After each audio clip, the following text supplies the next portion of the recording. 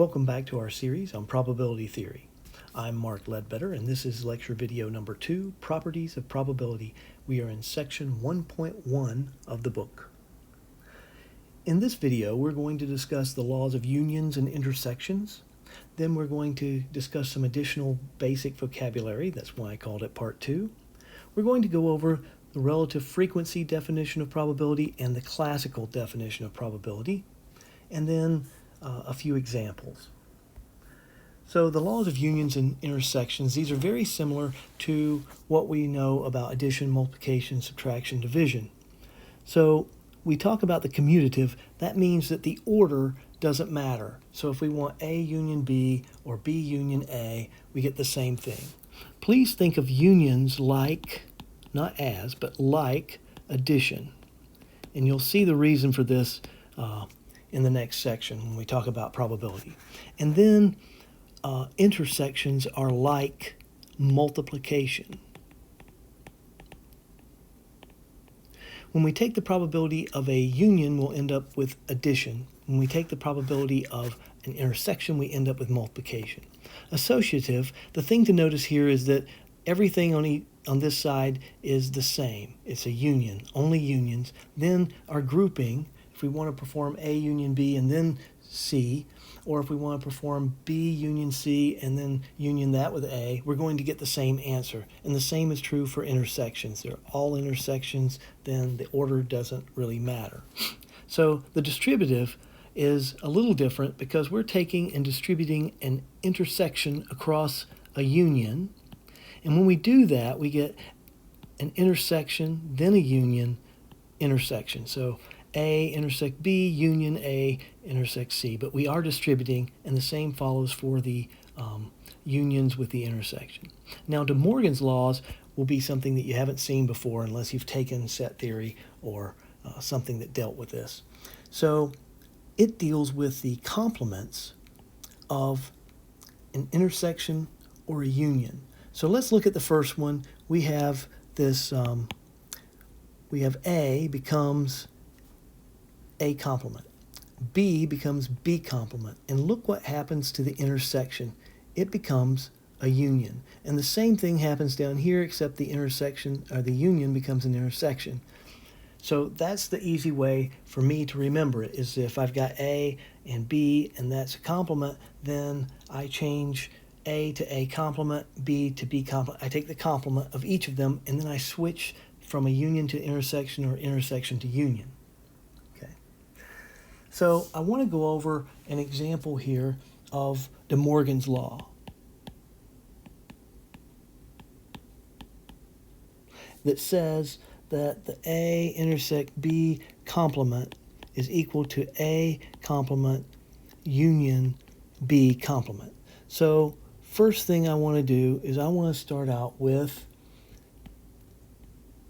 A intersect B complement. This is A, this is B, this is S. Now, we have to be very careful here. I'm using Venn diagrams. That's what these are called, Venn diagrams. And these are not proofs. These are just aids. These Venn diagrams, you can't use them as a proof because you can't usually put all the possible scenarios on them. So here we're going to use this in the case where A and B overlap. But remember, this will be true even if they don't.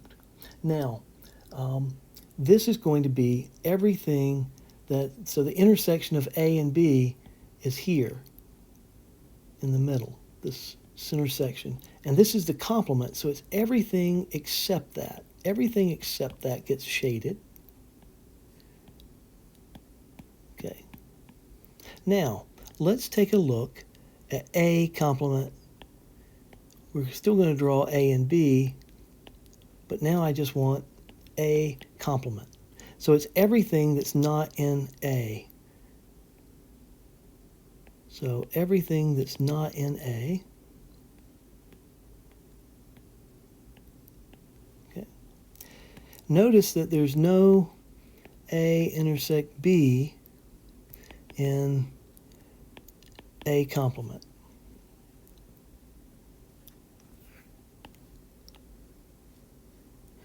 Now let's look at B complement. So this is B, this is A. It's everything that's not in B.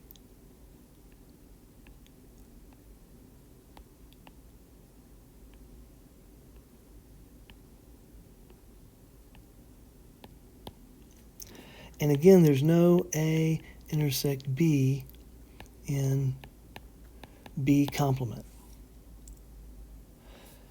Okay, so now how about we union, I want to take the union of A complement with B complement. I forgot to put my S here. So when I look at this, I'm taking everything that's in either one of them. So this includes, so A complement has every part of B except the intersection.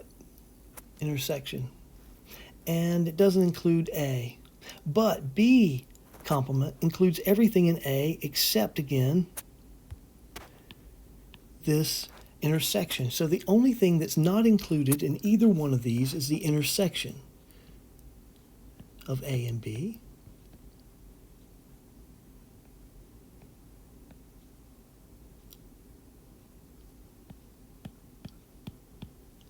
So in fact, in this situation, we have the relationship that holds. So I just wanted to let you know that you can do that with Venn diagrams. And so any of those properties, commutative, associative, etc., the laws, you can use those Venn diagrams to help you. Okay, now some more vocabulary. Many times we repeat an experiment over and over again. When we do that, we call them trials. Now, N can be used for a couple of different things. In this case, we're going to use it as this. We're not going to use it as a sample size like we've talked about before. N is going to be the number of trials. So N could be the sample size, as in we have a population, we take a random sample. How many items did we take in our sample? That's N. It's also can be used, depending on the context, for how many times we repeat a trial. Now, N of A, this is notation for counting how many things are in A, or in this specific case where we're talking about trials, we're talking about the number of times that event A occurred in those N trials. It was the outcome of a trial. And the relative frequency is defined as this ratio, N of A divided by N. This is an estimate of the probability of A, which is what we're going to talk about next. P of A is the probability of event A occurring. Now, this is a probability set function because A is a set. Any event is a subset or set in itself. It's a probability set function on the set A or event A. Now, the law of large numbers says that as N gets bigger and bigger, the relative frequency gets closer or converges to the true probability of A, which tells us that the larger N, larger number of trials or sample sizes, depending on the situation, larger N means RF is better at estimating P of A. All right. Let's do an example. Let's talk about a fair six-sided die. Now we have to pay attention. This is our experiment. We're going to roll a six-sided die 6 times. That's one experiment or trial. Okay? And so we're going to let K go from 1 to 6. That's the number of times it was rolled. So if K is the number of times it was rolled, we're going to define as a match or a success as if the side facing up on the kth roll is K, we have a success. For the second roll, if K equals 2, then success. For the fourth roll,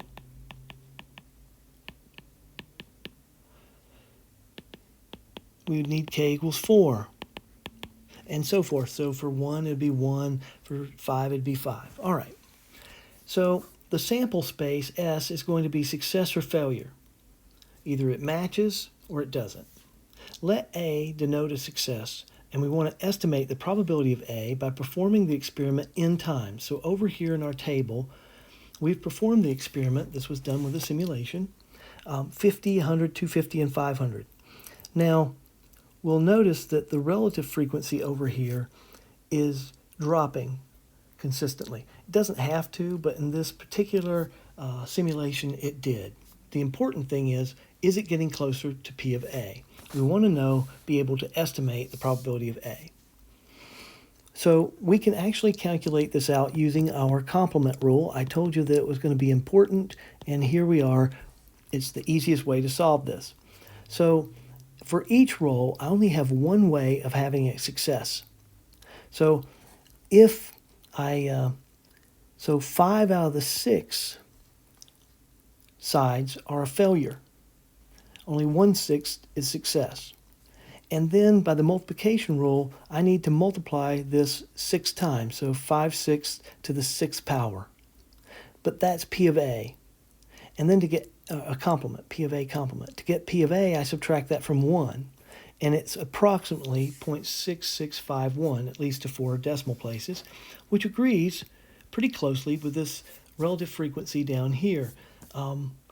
Now, if we took 1,000, it would probably not be smaller. It would probably be closer to this number here. Okay, so RF values get better at predicting the probability as n increases.